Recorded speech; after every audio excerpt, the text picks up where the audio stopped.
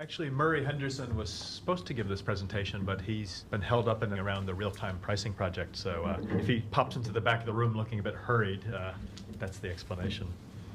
So I'm here to talk about our National Winter Group report and the National Winter Group Industry Working Group. We have a number of different reports around security of supply that go into the industry.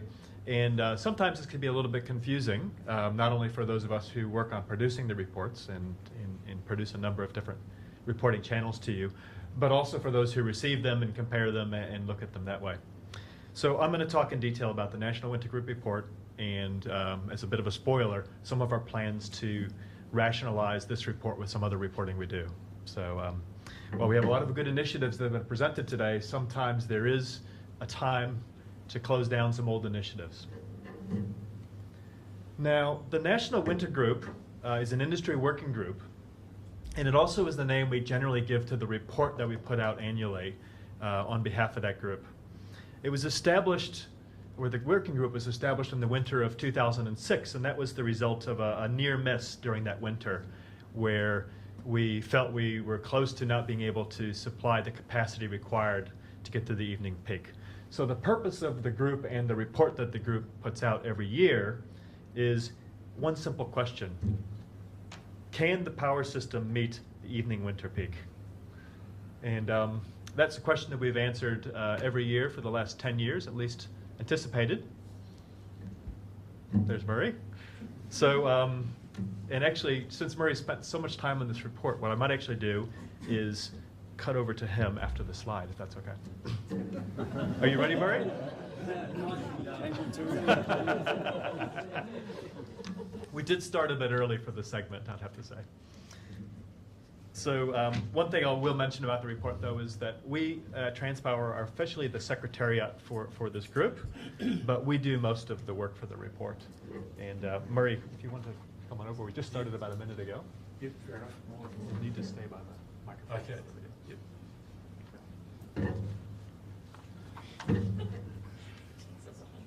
Yeah.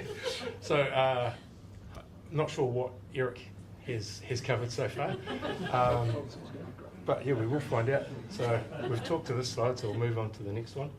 So, you know, the safety focus type aspect that wanted to tie in, because we should always be talking about safety, and a big part of safety is reporting and learning from it. So 2006, as an industry, we all got caught short on a couple of winter evening peaks. From memory, we ended up with $13,000 prices.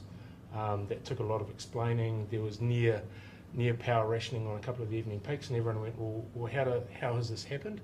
And at that point, that was because all of the reporting focus was around the winter energy problem and not necessarily point in time specific capacity peaks. So the National Winter Group was born, and one of the things that it did and continues to do is to look at that. So we produce an annual report.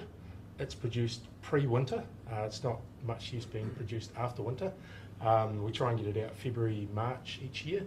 And it's looking at a supply margin, the worst case. So in winter, what is the least amount of generation we expect to be available at a point in time, and what is the largest load that we expect to be available, to be needing to be supplied at a point in time, and compares the gap between the two. And one of the things that we've seen more recently is that the reality, what turns up on the night, is obviously driven by the offers. So, you know, we do a lot of analysis about plant availability, but there isn't a direct correlation between plant availability with regard to planned outages and maintenance work and what is actually offered in the night on a day-to-day basis. And that's changing a little bit with our generation portfolio. We have tending to be that more expensive generation is a big block, and we have in the last winter we've undertaken numerous reports which have shown that we had squeezed margins for 3 trading periods. And if you're a generator that has a 250 megawatt coal-fired plant and you're looking at running it for an hour and a half, you're not getting the revenue adequacy to commit the unit. So that's where a lot of our squeezes we've seen the last couple of winters have been around big blocks of generation trying to fit into tiny holes and making sure that the people that own the big blocks get paid for what they think they need for those units. And when we end up doing our reports, primarily most people look at this. So you've got a generation curve on the right hand side which starts from fixed generation plus HVDC received into the North Island, and then the shape of the curve is driven by variability of things like observed wind offers, observed IL offers, observed cogen offers. So all of the generation which you wouldn't necessarily consider fixed generation, we translate that into how likely it is to turn up. And our demand curve is run off Transpower Grid Owner peak demand forecast, which again we turn into a percentile. So we end up with a load figure that we think we have a 5% confidence of not being exceeded, and a generation figure that we have a 90% confidence that will be exceeded. And basically we do the gap analysis. How big is the gap? How comfortable do we feel about that gap? National Intergroup does a few other things, but that's the primary thing it does. It's shining a torch, looking forward. Do we think we have any problems for this upcoming winter? And when we're doing that, primarily it's actually comparing the impact of scheduled outages, because the timeframes that the National Intergroup is running in, no generation is going to be built between February and March if we're predicting a problem between June and August. So what we're looking at is, with everything that we have available that's built, what have we been told about is out and unavailable at the same time, and how does that line up with what we are not predicting could turn up as a worst case load value. And then we assume that they happen concurrently. So the National Intergroup analysis assumes that you have your worst load, your biggest load, at the same time as you have your least amount of generation. So it's a sort of a sanity check around, based on what we have pre-winter, are we expecting any winter supply issues? So looking to the future, supply margin analysis is required. So we need to do this work. Pre-winter, we need to have a look and say, can we foresee any problems meeting supply this winter based on what we know pre-winter? But the question we're raising is, does it have to be the National Intergroup?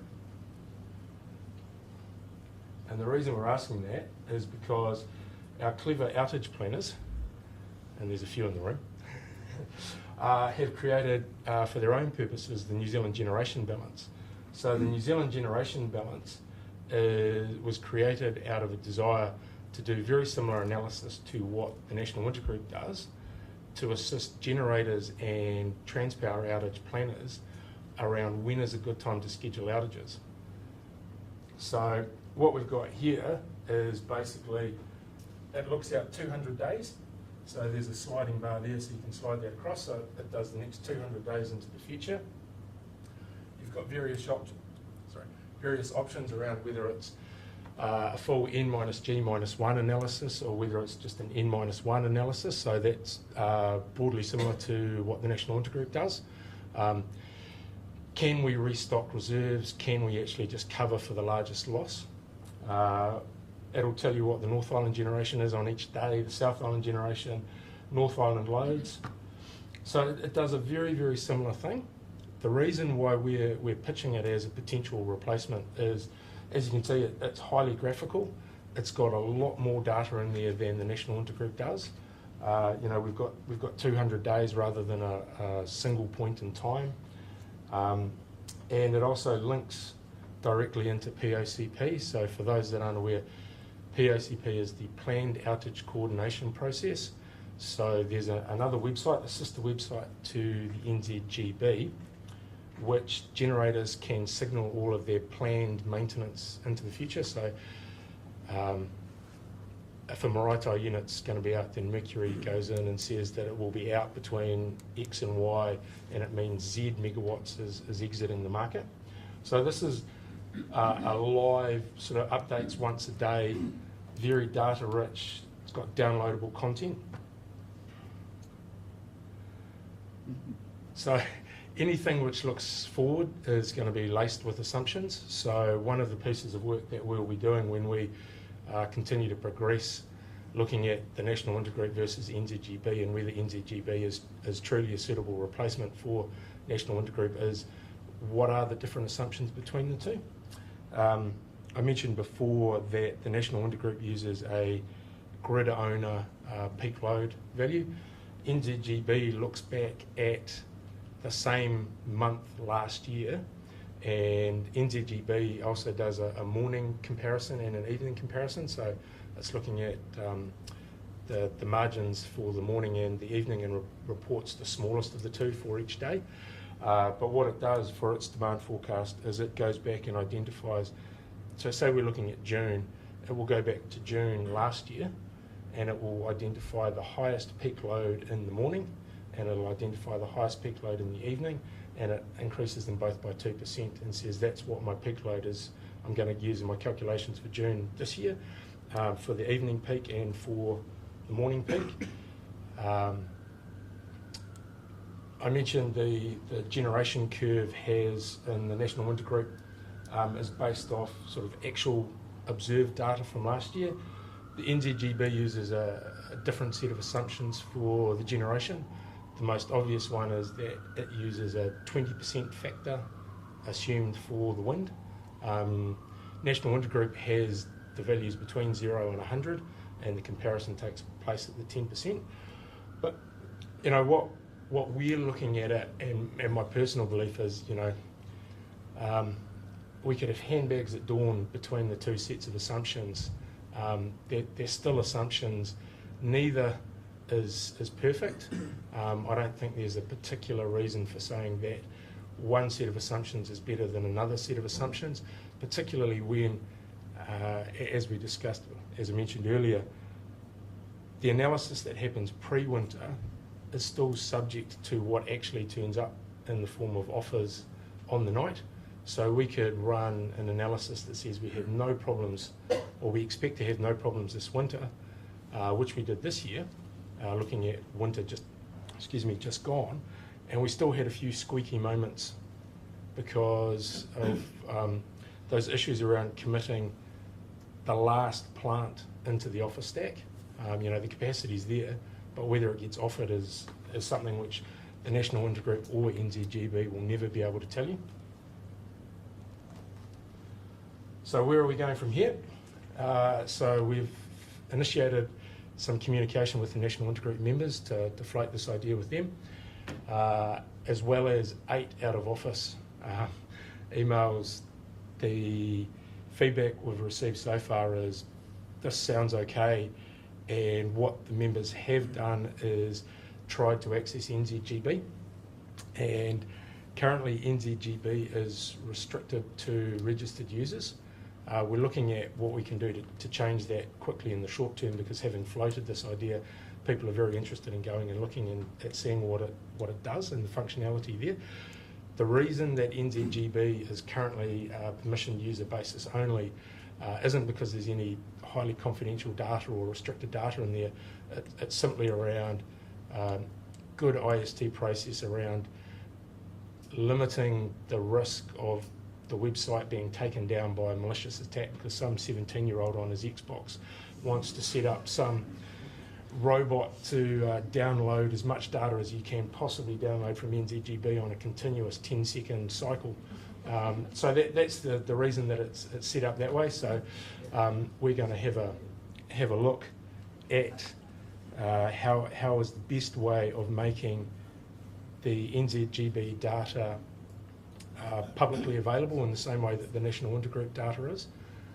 So, and part of that is also feeding into a detailed comparison of the assumptions. So our goal is to basically lie out side by side and say NZGB calculates factor X this way, National Intergroup calculates it this way.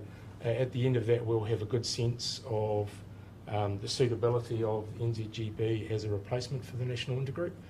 Our expectation is that there won't be anything in there which is a showstopper. So, and The other thing to keep in mind, although as I said, everyone gets excited when you flash something up new and wants to go and have a look, is that the National Intergroup, the next iteration of the National Intergroup, the report and the analysis wouldn't actually be looking at being published until March of 2017. So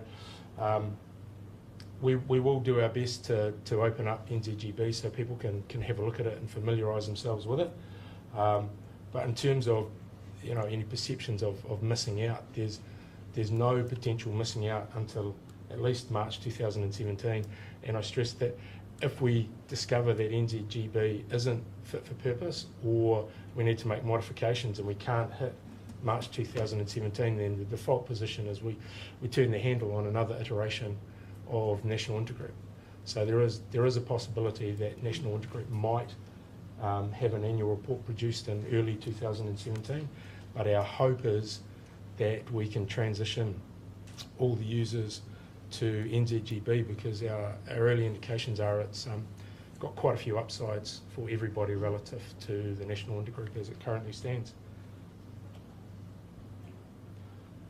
So a last little, so this, your capacity margin there turns around and becomes a vertical capacity margin. So this is one of the things that we'll do, is make sure that there's a sort of a translation tool or translation information to allow people to reference the NZGB through the National Intergroup lens if they want to. So are there any questions? So you said currently NZGB. Thank you. Is out 20 days, was it? 200. 200 days. Yep. Okay, so you've got a view of what that's going to look like over the outage period. Is it going to be just a continuous looking thing, or? Yes, yeah. So NZGB rolls on one day every day, picks up the 200th day into the future. Yep. Yeah. So as part of the National Winter Group, usually it's about having a point in time where everybody looks and assesses whether there's a conflict of concurrent outages. With the proposed system, is it just a part of a standard process where everybody's looking continuously, or will there still be a bespoke point where everybody goes in and checks? Good question. We haven't decided one way or the other, but we have bandied about ideas like what you're saying, where we take a point in time and we say on the 1st of February we'll take a snapshot of what's in NZGB and we'll send it out to everybody that's in the National Intergroup membership, and we'll publish it on our website. So we're very open to feedback on whether people think that is a good idea. One of the things we would certainly be in this first instance sending out communication to everybody in the National Intergroup and via the SO newsletters that go out reasonably regularly to say, remember, we've moved off the National Intergroup, we've moved on to NZGB, remember to go and have a look. The other thing which works in the favour of NZGB and addresses the concerns you've raised is the ops planners are looking at it continuously, and so when they see margins that give rise for concern, they'll go off and do a manual study, and then you might have seen some of those go out as cans to say, hey look, everybody, it's getting a bit tight in this period. Is there anything anybody can do, or at the very least it's highlighting that possible issue has been identified. We've published at least 2 of those this year. Yes. Yeah. Yeah. Murray, do you have any indication of how well used the National Winter Group is, or since it's an industry working group, do you get a lot of feedback from? Not a lot of feedback. Admittedly, we rushed the members this year when I got the report done and sort of asked for a quick turnaround, but we got about 3 replies out of 40 odd recipients, and none of them had much particularly substantive in terms of the content or the results. Our SO website administrator advised that between February and August of this year we had 55 visits to the National Intergroup webpage on the SO part of the Transpower website, so it's not particularly heavily used. Whether that's just a function of the healthy supply margins that we've currently got, and you know, there's no guarantee that they will continue going forward, but equally the National Intergroup isn't the mechanism by which, by and large, those small supply margins are averted or changed in any way.